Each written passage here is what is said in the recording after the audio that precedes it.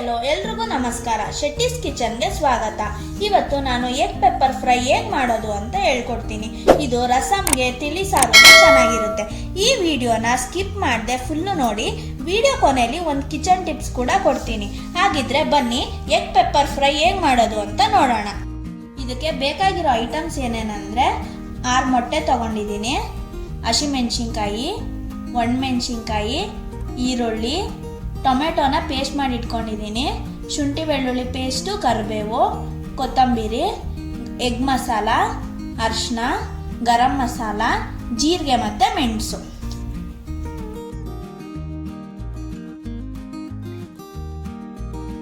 ಈಗ ಒಂದು ಪಾತ್ರೆಯಲ್ಲಿ ನೀರನ್ನ ಕಾಯಕ್ಕಿಟ್ಟಿದ್ದೀನಿ.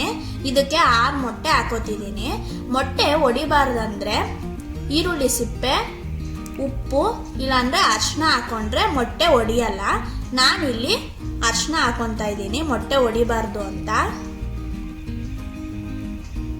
ಇದನ್ನ ಒಂದು 15 ನಿಮಿಷ ಚೆನ್ನಾಗಿ ಬೇಯಿಸ್ಬೇಕು. ಬೇಯಿಸೆಲ್ಲ ಆದಮೇಲೆ ಇದನ್ನ ಸಿಪ್ಪೆ ತೆಗೆದು ನೀಟಾಗಿ 2 ಭಾಗ ಆಗಿ ಕಟ್ ಮಾಡಿ ಇಟ್ಕೊಂಡಿದ್ದೀನಿ.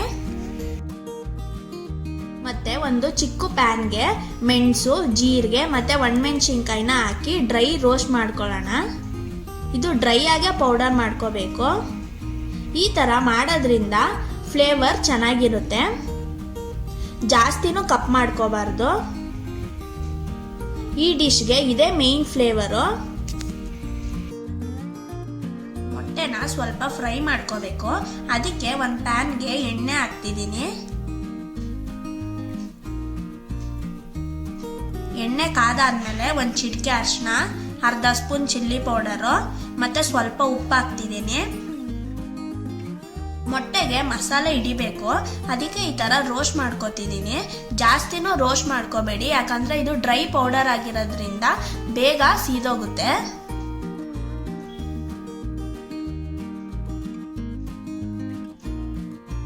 ಇದಕ್ಕೆ ಮೊಟ್ಟೆ ಹಾಕ್ತಿದ್ದೀನಿ.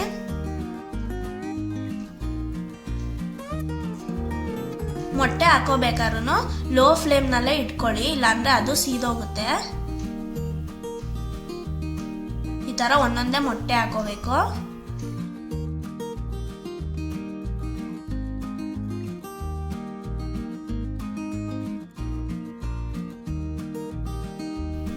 ಇದನ್ನ ಮೆತ್ತಗೆ ತಿರ್ಗಿಸ್ಕೋಬೇಕು. ನೋಡಿ, 2 ಸೈಡು ಬೆಂದಿದೆ. ಇದನ್ನ ಈ ತರನು ತಿನ್ಬೋದು. ಮತ್ತೆ ಇದೇ ಪ್ಯಾನ್ಗೆ 6 ರಿಂದ 7 ಸ್ಪೂನ್ ಎಣ್ಣೆ ಹಾಕೋತಿದ್ದೀನಿ.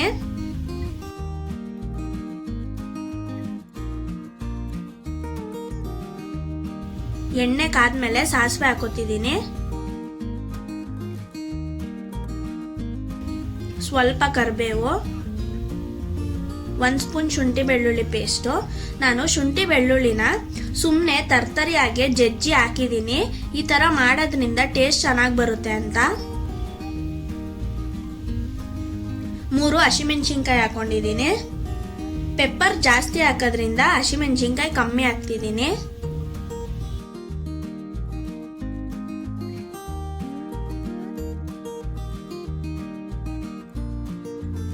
ಒಂದೆರಡು ಮೀಡಿಯಂ ಸೈಜ್ ಈರುಳ್ಳಿನ ಕಟ್ ಮಾಡಿ ಹಾಕೊಂಡಿದ್ದೀನಿ. ಇದು ಗೋಲ್ಡನ್ ಬ್ರೌನ್ ಆಗೋ ತನಕ ಫ್ರೈ ಮಾಡ್ಕೋಬೇಕು.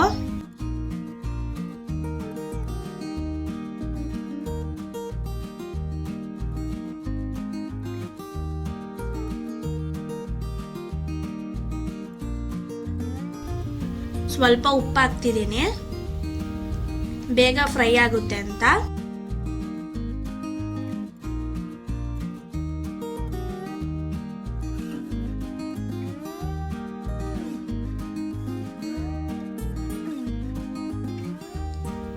ಈರುಳ್ಳಿ ಫ್ರೈ ಆದ್ಮೇಲೆ 2 ಟೊಮೆಟೊನ ರುಬ್ಬಿ ಹಾಕೋತಿದ್ದೀನಿ.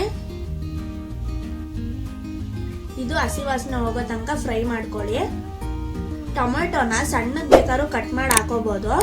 ಯಾವ ತರ ಬೇಕೋ ಆ ತರ ಹಾಕೊಳ್ಳಿ. ನಾನಿಲ್ಲಿ ರುಬ್ಕೊಂಡು ಹಾಕೊಂಡಿದ್ದೀನಿ.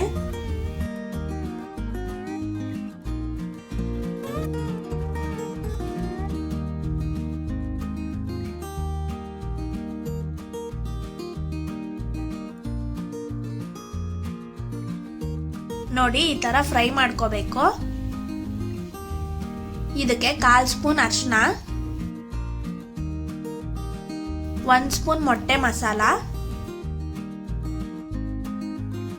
2 ಸ್ಪೂನ್ ಪೆಪ್ಪರ್ ಮಸಾಲ ಪುಡಿ. ಇದು ಅವಾಗಲೇ ನಾವು ಫ್ರೈ ಮಾಡಿ ರುಬ್ಬಿದ್ವಲ್ಲ ಅದು ಹಾಕಿ ಚೆನ್ನಾಗಿ ಫ್ರೈ ಮಾಡ್ಕೋಬೇಕು. ಇದು ಪೆಪ್ಪರ್ ಫ್ರೈ ಆಗಿರೋದ್ರಿಂದ ನಾನು ಪೆಪ್ಪರ್ ಮಸಾಲ ಪುಡಿನ ಸ್ವಲ್ಪ ಜಾಸ್ತಿ ಹಾಕೊಂಡಿದ್ದೀನಿ.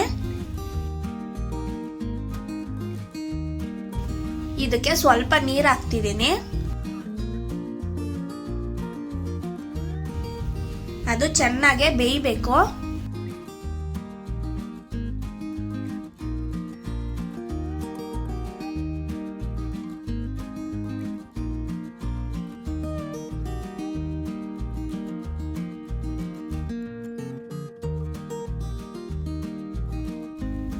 ಸ್ವಲ್ಪ ಕೊತ್ತಂಬರಿ ಹಾಕ್ತಿದ್ದೀನಿ. ನೀಟಾಗಿ ಮಿಕ್ಸ್ ಮಾಡ್ಕೊಳ್ಳೋಣ.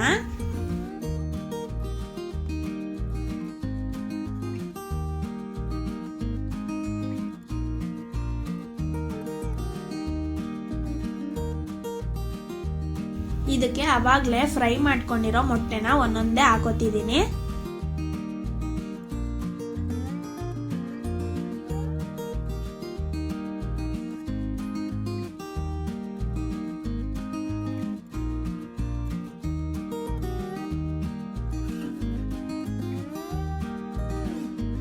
ಇದನ್ನ ಸ್ವಲ್ಪ ನಿಧಾನಕ್ಕೆ ಟರ್ನ್ ಮಾಡ್ಕೋಬೇಕು, ಇಲ್ಲಾಂದ್ರೆ ಯೆಲ್ಲೋ ಮತ್ತೆ ವೈಟು ಬೇರೆ ಬೇರೆ ಆಗೋಗುತ್ತೆ, ಅವಾಗ ಚೆನ್ನಾಗಿರಲ್ಲ.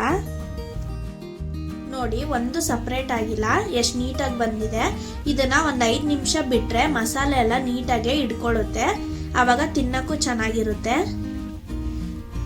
ಈಗ ಇದನ್ನ ಸರ್ವ್ ಮಾಡಕ್ಕೆ ರೆಡಿ ಆಗಿದೆ. ಇದನ್ನ ರೈಸ್ ಜೊತೆ ರಸಮ್ ಜೊತೆ ತಿಂದ್ರೆ ಸೂಪರ್ ಆಗಿರುತ್ತೆ. ನೀವು ಮನೆ ಟ್ರೈ ಮಾಡಿ ಹೇಗಿತ್ತು ಅಂತ ಕಮೆಂಟ್ ಮಾಡಿ. ನಮ್ಮ ಚಾನಲ್ನ ಸಬ್ಸ್ಕ್ರೈಬ್ ಮಾಡಿ, ಪಕ್ಕದಲ್ಲಿರೋ ಬೆಲ್ ಬಟನ್ನ ಪ್ರೆಸ್ ಮಾಡಿ, ಸೊ ಹೊಸ ರೆಸಿಪಿದು ನೋಟಿಫಿಕೇಶನ್ ಬರುತ್ತೆ. ವಿಡಿಯೋ ಇಷ್ಟ ಆಗಿದ್ರೆ ಲೈಕ್, ಶೇರ್, ಕಮೆಂಟ್ ಮಾಡಿ.